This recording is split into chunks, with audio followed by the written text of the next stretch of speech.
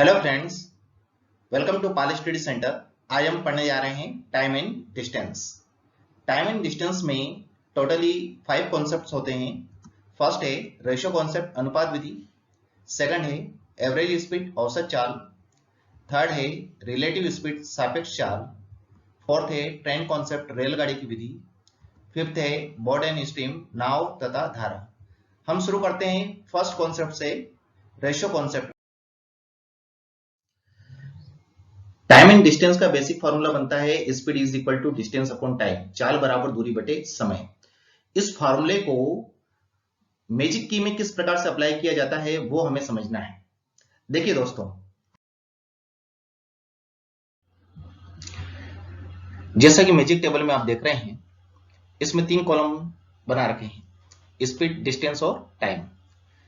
Distance को अगर मैं टाइम से डिवाइड करता हूं तो मुझे स्पीड मिलता है। इसी प्रकार से डिस्टेंस को अगर स्पीड से डिवाइड किया जाए तो टाइम मिलता है। अब स्पीड और टाइम दोनों का मल्टीप्लिकेशन किया जाए तो डिस्टेंस मिलेगा। इन तीनों का कन्वर्जेशन जो होता है वो इस फॉर्मूले से हमें प्राप्त होता है, और ये कन्वर्जेशन हम जितना जल्दी कर पाएंगे इस टेबल को भी हम उतनी ही शीघ्रता से यूज कर पाएंगे। अब हमें टाइम एंड डिस्टेंस के रेशियो कॉन्सेप्ट में एल टाइप क्वेश्चन को समझना है। एल टाइप क्वेश्चन क्या होता है?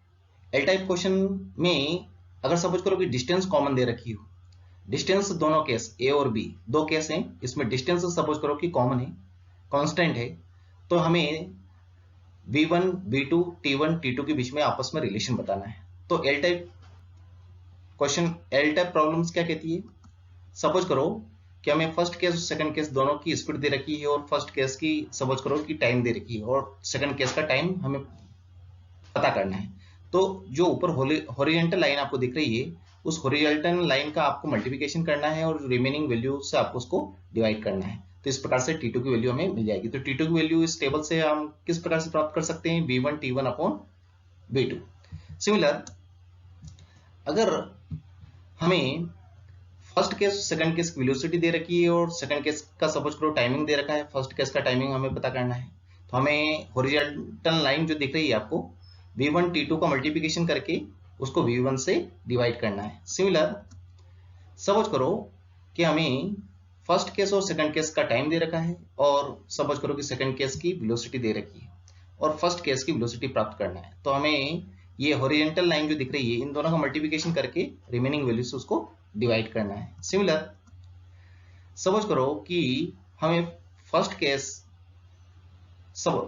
और सेकंड केस का टाइमिंग दे रखा है, और फर्स्ट केस की स्पीड दे रखी है, सेकंड केस की स्पीड फाइंड करना है, तो हॉरिजॉन्टल लाइंस का हमें मल्टीप्लिकेशन करना है और रिमेनिंग वैल्यू से उसको डिवाइड करना है। तो ये एल टाइप क्वेश्चन हो गया है।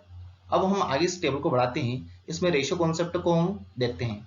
रेशियो कॉन्सेप्ट क्या कहता है? सपोज करो कि दो केस है ए एंड बी, दोनों की हमें स्पीड दे रखी है V1 और V2, हमें इनका रेशियो फाइंड करना है। सपोज करो V1 और V2 दोनों की स्पीड का रेशियो क्या आया? A रेशियो B, ये स्पीड रेशियो कहलाता है। अब हमें टाइम रेशियो प्राप्त करना है। टाइम रेशियो में से स्पीड रेशियो का इनवर्स होता है, तो ये स्पीड रेशियो क्या हो जाएगा? स्पीड रेशियो हो जाएगा, सॉरी, टाइम रेशियो क्या हो जाएगा? टाइम रेशियो हो जाएगा B रेशियो A। अब यहां पर हमें टाइमिंग का या तो डिफरेंस दिया होगा या सम दिया होगा। ये टाइमिंग है T1 T2 जिनकी वैल्यू अभी हमें पता नहीं है, प्राप्त करना है, लेकिन इन दोनों का या तो हमें डिफरेंस दिया होगा या सम दिया होगा। तो जो भी डिफरेंस और सम हमें दिया रहेगा हम यहाँ पर उसको काउंट करेंगे। और ये जो रेशियो आ रहा है, रेशियो का भी सम और डिफरेंस, अगर यहाँ सम दिया है तो यहाँ हम सम निकालेंगे, यहाँ अगर डिफरेंस दिया है तो यहाँ हम डिफरेंस निकालेंगे। तो यहाँ पर भी हम सम या डिफरेंस पता कर लेंगे। फिर हमें एक फैक्टर प्राप्त करना होगा। फैक्टर को हम एक्स से डिफाइन करते हैं, गुणांक कहलाता है। इसको हम इस वाली टेबल को डिवाइड कर देंगे। ये जो टेबल में यहाँ की जो वैल्यू है, इस वैल्यू को हम यहाँ की वैल्यू से डिवाइड कर देंगे। जैसा कि आप कलर से आप इसको समझ सकते हैं, तो ये आपको गुणांक फैक्टर पता चल जाएगा। फैक्टर को अगर मैं रेशियो में मल्टीप्लाई करता हूँ, ये रेशियो दिख रहा है आपको, ये टाइम रेशियो है। टाइम रेशियो में अगर मैं फैक्टर एक्स से मल्टीप्लाई करता हूँ, जैसे बी को फैक्टर एक्स से मल्टीप्लाई किया, तो मुझे यहाँ पर फर्स्ट केस का टाइमिंग पता चल जाएगा bx, जिसको हम t1 भी कह सकते हैं। सिमिलर, अगर मैं फैक्टर x का मल्टीप्लिकेशन इस रेशियो a में करता हूं, तो मुझे सेकंड केस का टाइमिंग भी पता चल जाएगा, जिसको हम ax या t2 के नाम से जानते हैं। अब फर्स्ट केस की स्पीड तो आपको ऑलरेडी पहले से पता है, फर्स्ट केस का टाइमिंग आपको पता चल चुका है। कन्वर्जेशन क्या कहता है, आपको फर्स्ट केस के डिस्टेंस पता करना है। डिस्टेंस पता करना है तो आपको स्पीड और टाइम दोनों का मल्टीप्लिकेशन करना, मतलब v1 और t1 का मल्टीप्लिकेशन कर दीजिए, t1 आ जाएगा। हालांकि यहाँ पर जो डिस्टेंस है वो कांस्टेंट है, तो सेकंड केस में भी अगर आप डिस्टेंस फाइंड करोगे तो वो यही आएगी जो d1 में आपको मिली थी, तो उसको आपको प्राप्त करने की जरूरत नहीं है। और ये मैंने टाइमिंग के लिए आपको समझाया है। सपोज करो कि अगर टाइमिंग कांस्टेंट है तो फिर आपको डिस्टेंस डिस्टेंस का यहाँ सम और डिफरेंस दिया हुआ होगा, तो आप डिस्टेंस को फाइंड करके टाइमिंग को भी पता कर सकते हो। या हो सकता है कि वेलोसिटी आपको कांस्टेंट दे रखी हो, तो आप यही रिलेशन डिस्टेंस और टाइमिंग वाली टेबल में भी रिपीट कर सकते हो। बस आपको ये ध्यान रखना है। जैसा कि मैंने आपको बताया कि स्पीड का जो रेशियो होता है उसका इनवर्स टाइमिंग का रेशियो होता है। जैसे कि यहाँ पर स्पीड का ratio v1 v2 a, speed का रेशियो है v1 v2 का रेशियो है a b, तो यहाँ टाइमिंग का रेशियो हो गया b a। लेकिन अगर सपोज करो कि आपको रिलेशन बताना है स्पीड और डिस्टेंस में, टाइमिंग अभी सपोज करो कांस्टेंट है, तो जो डिस्टेंस का रेशियो होगा, डिस्टेंस का रेशियो वही होगा जो स्पीड का रेशियो है। तो स्पीड का रेशियो क्या है ए बी, तो डिस्टेंस का रेशियो भी ए बी होगा। थर्ड केस में सपोज करो कि स्पीड कांस्टेंट है और आपको रिलेशन बताना है डिस्टेंस वाले कॉलम और स्पीड वाले टाइमिंग वाले कॉलम में, तो यहां पर जो टाइमिंग का जो रेशियो होगा, टाइम का जो रेशियो होगा वही रेशियो डिस्टेंस का होगा। मतलब डिस्टेंस, सपोज करो डिस्टेंस को आप स्पीड के साथ लेते हो तो डिस्टेंस का रेशियो वही होगा जो स्पीड का रेशियो है। डिस्टेंस को अगर आप टाइमिंग के साथ लेते हो तो डिस्टेंस का रेशियो वही होगा जो टाइमिंग का रेशियो है। लेकिन स्पीड का रेशियो और टाइमिंग का रेशियो ऑलवेज एक दूसरे के इनवर्स होते हैं, ये आपको ध्यान रखना है। इस टेबल को हम आगे अप्लाई करते हैं। देखिए, रेशियो कॉन्सेप्ट और उसके क्वेश्चन को समझने से पहले एक सिंपल सी बात हम समझ लें कि जो स्पीड की यूनिट होती है, एक होती है किलोमीटर पर आवर, एक होती है metre per second. Kilometre per our को कभी कभी हमें मीटर पर सेकंड में कन्वर्ट करना होता है, और कभी कभी मीटर पर सेकंड को हमें किलोमीटर पर आवर में भी कन्वर्ट करना होता है। तो इसके लिए सिंपल कॉन्सेप्ट जो हम समझ चुके हैं, इसको हम एक क्वेश्चन से समझते हैं। Convert 54 kilometre per hour into metre per second, मतलब 54 किलोमीटर प्रति घंटा को मीटर प्रति सेकंड में कन्वर्ट कीजिए। हमारे पास स्पीड दे रखी है हमें 54 किलोमीटर पर आवर, आपको कुछ नहीं करना है। किलोमीटर पर आवर को अगर आपको मीटर पर सेकंड में कन्वर्ट करना है, ये बड़ी यूनिट है किलोमीटर पर आवर, आपको इसको small unit metre per second में कन्वर्ट करना है, तो आपको इसको मल्टीप्लाई करना पड़ेगा 5/18। चूंकि बड़ी यूनिट को आपको छोटी यूनिट में कन्वर्ट करना है, तो इसके लिए आपको छोटी संख्या ऊपर होना चाहिए, बड़ी संख्या नीचे होना चाहिए। तो 5/18 से मल्टीप्लाई करेंगे 54 को 5/18 से मल्टीप्लाई करने पर टोटल आएगा 15 मीटर पर सेकंड। इसी प्रकार से यदि हमें मीटर पर सेकंड को किलोमीटर पर आवर में कन्वर्ट करना हो, तो हम किस प्रकार से इसको कन्वर्ट करेंगे? मीटर पर सेकंड को किलोमीटर पर आवर में कन्वर्ट करना है, तो हमें दे रखा है 10 metre per second. 10 metre per second एक स्मॉल यूनिट है, इसको बिग यूनिट में कन्वर्ट करना है, तो बड़ा नंबर ऊपर होना चाहिए, छोटा नंबर नीचे होना चाहिए। तो इसको हम मल्टीप्लाई करेंगे 18/5 से, तो इस प्रकार से हमारा आंसर क्या हो जाएगा 10 इंटू 18/5। तो इस कैलकुलेट करने पर कितना आया वो 36 किलोमीटर पर आवर। तो इस प्रकार से हम ये समझ चुके हैं कि छोटी यूनिट को बड़ी यूनिट में कन्वर्ट करने के लिए 18/5 से मल्टीप्लाई करते हैं, और बड़ी यूनिट को छोटी यूनिट में कन्वर्ट करने के लिए 5/18 से मल्टीप्लाई करते हैं। फर्स्ट क्वेश्चन है, the ratio of the speed of A and B is 3:4. It takes 24 minutes to cover a certain distance. Then find the time taken by B. ए तथा बी की गतियों का अनुपात 3:4 है। किसी निश्चित दूरी को तय करने में ए द्वारा लिया गया समय 24 मिनट है, तब बी द्वारा लिए गए समय को ज्ञात कीजिए। तो आइए क्वेश्चन में गिवन थिंग्स को इस टेबल में रखकर आंसर निकालते हैं। ये टेबल अगर क्वेश्चन की रिक्वायर्ड इंफॉर्मेशन को ले तो अननोन वैल्यू को फिगर आउट कर सकती है। So let put the values in it. देखिए, ए तथा बी की गतियों का अनुपात कितना है 3:4, मतलब ए की गति कितनी है 3x, बी की गति कितनी है 4x, और ए द्वारा लिया गया समय कितना है 24 मिनट। लेकिन अभी ये काम क्यों नहीं कर रही है? मैजिक टेबल कहाँ हो तुम? Hi, I am Magic Table. My work is to calculate unknown values, that is the answer of the question. Hello magic table, तुम अभी मेरे क्लिक करने पर काम क्यों नहीं कर रही हो? जैसे इलेक्ट्रॉनिक्स चीजों को काम करने के लिए इलेक्ट्रिसिटी की जरूरत होती है, उसी तरह मुझे अपना काम करने के लिए लोगों के एक्साइटमेंट और प्यार की जरूरत होती है। So don't forget to like this video and subscribe to the channel, ताकि मैं अपना काम और इफेक्टिवली और अच्छी तरीके से कर सकूं। Okay magic table, fine. तो प्लीज आप मैजिक टेबल को लाइक कीजिएगा और चैनल को सब्सक्राइब करें। तो आइए वैल्यूज को फिल इन करें। देखिए, ए द्वारा लिया गया समय कितना है? 3x। सॉरी, ए की वेलोसिटी कितनी है? 3x। बी की वेलोसिटी कितनी है? 4x। और ए द्वारा लिया गया समय कितना है? 24 मिनट।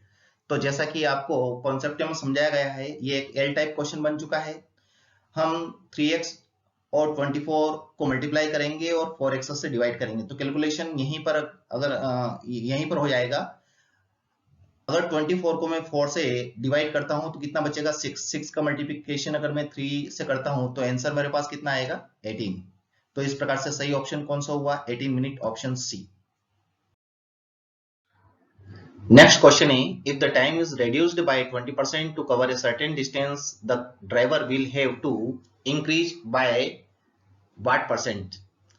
एक निश्चित दूरी को तय करने के लिए यदि समय 20% कम किया जाए तो ड्राइवर कार की गति कितने प्रतिशत बढ़ानी होगी? देखिए, यहाँ पर हम कार की गति को अगर 100 मान लें और टाइम को भी 100 मान लें। अब वो कह रहा है कि टाइम 20% कम है। टाइम 20% कम करने पर, 20% कम करेंगे तो अभी 100% ले रहे हैं हम, 20% कम करने पर जो फाइनल टाइम है वो कितना हो जाएगा? 80। तो यहाँ पर ये एल टाइप क्वेश्चन हो गया, ये एल टाइप से क्वेश्चन हो गया। तो एल टाइप क्वेश्चन को सोल्व करने का तरीका मैंने बता रखा आपको क्या है? हॉरिजॉन्टली क्या करना है? मल्टीप्लाई करना है और वर्टिकली डिवाइड करना है। तो 100 को 100 से मल्टीप्लाई करके उसको 80 से डिवाइड करना है। तो 0 से 0 गया, अब ऊपर कितना बचा? 100 का मल्टीप्लाई अगर मैं 10 से करता हूँ तो 1000 हो गया। 1000 को अगर मैं 8 से डिवाइड करता हूँ तो कितना आएगा? 125। 125 उसकी फाइनल स्पीड है। पहले की स्पीड कितनी थी? 100। अभी स्पीड कितनी हो गई? 125। मतलब स्पीड कितनी बढ़ी? टाइम को 20% कम करेंगे तो स्पीड 25% इंक्रीज होगी। तो इसका सही ऑप्शन होगा ए। नेक्स्ट क्वेश्चन है, an aeroplane covers a certain distance at a speed of 210 kilometres in a 14 hours. What should be the speed of a ship to cover the same distance in 9 hours 48 minutes? एक हवाई जहाज 14 घंटे में 210 kilometre की चाल से एक निश्चित दूरी तय करता है। उसी दूरी को 9 घंटे 48 मिनट में तय करने के लिए जहाज की चाल क्या होनी चाहिए? देखिए, यहाँ पर जो हवाई जहाज है, एरोप्लेन है, उसकी फर्स्ट केस की स्पीड दे रखी है और 2 केस के टाइम दे रखी है। तो सबसे पहले हम यहाँ पर टेबल में वैल्यू फिल इन कर दें। देखिए, फर्स्ट केस में उसकी स्पीड कितनी है? 210 और वो कितना टाइम लेता है? 14 आवर लेता है। सेकंड केस में वो टाइम कितना ले रहा है? 9 our and 48 minutes. 9 our and 48 minutes को हमें आवर में कन्वर्ट करना पड़ेगा। देखिए, ये 9 आवर है, इसको सिर्फ 48 मिनट को अगर आपको आवर में कन्वर्ट करना है तो 48 को 60 से आपको डिवाइड करना पड़ेगा। तो ये 12 से डिवाइड हो जाएगा। 12 से डिवाइड करने पर ये 4/5 में कन्वर्ट हो जाएगा। इसको सिंपल फ्रैक्शन में कन्वर्ट करने के लिए 9 को 5 से अगर मल्टीप्लाई करते हैं तो ये 45 में 4 को ऐड करेंगे तो 49/5। तो सेकंड केस का टाइम कितना हो गया? सेकंड केस का टाइम हो गया 49/5 आवर्स। अब ये एल टाइप क्वेश्चन हो गया। देखिए, एल टाइप क्वेश्चन बन रहा है। एल टाइप क्वेश्चन को सोल्व करने का प्रोसेस आपको पता है। आपको हॉरिजॉन्टली मल्टीप्लाई करना है और ये वर्टिकली डिवाइड करना है। तो 210 को 14 से मल्टीप्लाई करेंगे और उसको 49/5 से आप डिवाइड करेंगे तो ये 5 ऊपर चला जाएगा। 40 ये 2 टाइम्स कटेगा, ऊपर 2 बचा, ये 7 टाइम्स बचा, ये 2 7 से आप इसको अगर डिवाइड करते हो तो यहाँ पर कितना बचेगा? 30 को 5 से आपको मल्टीप्लाई करना है और 2 यहाँ बचा है तो 30 को आपको 10 से मल्टीप्लाई करना है, तो टोटल आंसर इसका कितना आ जाएगा 300। सही ऑप्शन कौन सा होगा इसमें, ऑप्शन ए। नेक्स्ट क्वेश्चन है, a car travelling at an average speed of 72 kilometre per hour takes 9 minutes to cover a certain distance, and how much should it travel to cover the same distance in 8 minutes। 72 kilometre प्रति घंटा की औसत गति से यात्रा करने वाली car को एक निश्चित दूरी तय करने में 9 मिनट लगते हैं। 8 मिनट में समान दूरी तय करने के लिए इसकी गति कितनी होनी चाहिए। देखिए कार की जो इनिशियल स्पीड है वो कितनी है 72, और ये कार इसमें कितना समय ले रही है 9 मिनट का। अब हमसे कहा जा रहा है कि यदि कार 8 मिनट का समय ले तो ये किस स्पीड से चलेगी। ये एल टाइप क्वेश्चन है। 72 को अगर हम 9 से मल्टीप्लाई करके 8 से डिवाइड करें तो इन दोनों 72 का मल्टीप्लाई 9 में करना है, उसको 8 से डिवाइड करना है। 8 को 72 से क्रॉस करेंगे तो 72 को 8 से डिवाइड करने पर 9 आता है, 9 का मल्टीप्लिकेशन 9 में करेंगे तो सही ऑप्शन कौन सा होगा, सही आंसर कौन सा होगा हमारा 81। सही ऑप्शन हुआ इसमें सी। क्वेश्चन कहता है कोई व्यक्ति ए से बी पॉइंट तक 4 किलोमीटर पर आवर की स्पीड से जाता है और फिर बी से ए वो 6 किलोमीटर पर आवर की स्पीड से वापस रिटर्न बैक करता है। तो ए से बी तक जाने और बी से ए तक आने में उसके द्वारा जो टाइम लिया गया है उनका रेशियो में फाइंड करना है। हमें वेलोसिटी दे रखी है, ए की वेलोसिटी कितनी है 4 किलोमीटर पर आवर, बी की वेलोसिटी कितनी है 6 किलोमीटर पर आवर।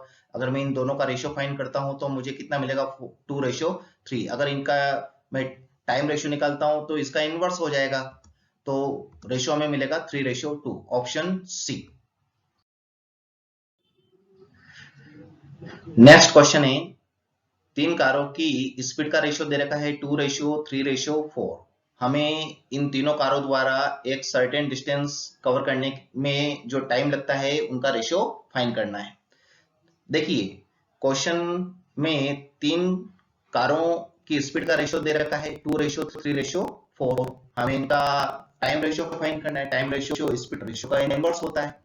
अब यहाँ पर यहाँ पर 3 एलिमेंट है तो इनका इनवर्स रेशियो फाइंड करने के लिए हमें सबसे पहले इन तीनों का एलसीएम लेना पड़ेगा। इन तीनों का एलसीएम लेंगे तो हमें मिलेगा 12, जो कि टोटल यहाँ पर डिस्टेंस कहलाती है। 12 को अगर मैं 2 से डिवाइड करता हूँ तो 6 आएगा, 12 को 3 से डिवाइड करता हूँ तो 4 आएगा, और 12 को 4 से डिवाइड करता हूँ तो 3 आएगा। तो इस प्रकार से इनका इनवर्स रेशियो आता है 6:4:3, ऑप्शन डी। क्वेश्चन है, कोई व्यक्ति किसी खड़ी हुई बस को 18 सेकंड में क्रॉस करता है जबकि वही बस किसी पोल को 4 सेकंड में क्रॉस करती है। तो आपको बस और उस व्यक्ति की जो स्पीड है उनका रेशियो फाइंड करना है।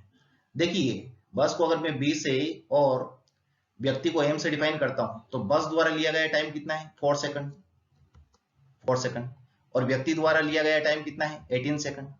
अब हम ये टाइम रेशियो को फाइंड करते हैं तो टाइम रेशियो 4 और 18 का रेशियो कितना बनेगा 2:9, ये इनका टाइम रेशियो। अब हमें इन दोनों की स्पीड का रेशियो चाहिए। स्पीड का रेशियो फाइंड करने के लिए इनका इनवर्स करना पड़ेगा।